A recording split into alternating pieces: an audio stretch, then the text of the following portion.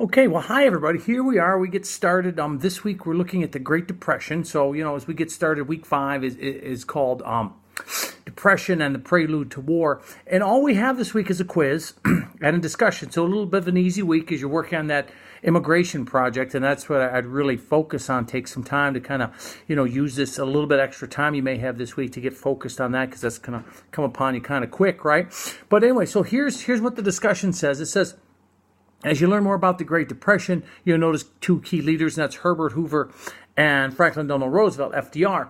And the prompt says, they propose different solutions to how to best handle the Depression. And then they ask you, who do you think was the most effective? Well, I mean, history kind of answers that question for us, right? But the thing I want you to keep in mind about these two men is a lot of times you'll hear people talk about Herbert Hoover and being the laissez-faire, the do-nothing president, when it came to the Great Depression. And that's just not true. You read through, you'll see that, you could argue that maybe Hoover's ideas were flawed, right? You can make the argument that the idea of what Hoover thought would correct it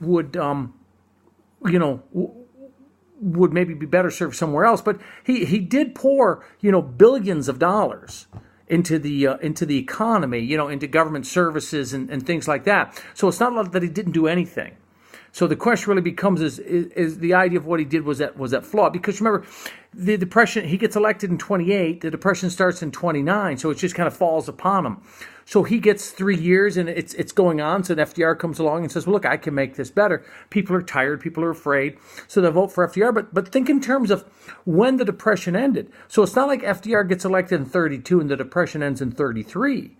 Right? When you look at the Depression, it drags on, right? For another 5, 6, 7 years, So the question, begs the question, why did people want to give FDR a couple of terms to deal with the Great Depression, but they didn't want to give Hoover, that same time to do that, okay? So that's the way you want to look at this week's discussion post, and think of it in those terms, right?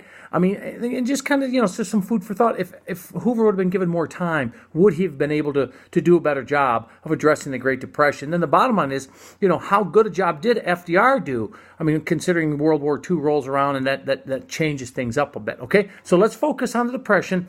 FDR and Hoover, take a look at what both men tried to do and think in terms of, maybe with more time, which would have been the better solution. Okay? I look forward to looking at reading your discussions this week, and say, make sure we focus and get to work on those immigration projects. Okay? Alrighty, bye now.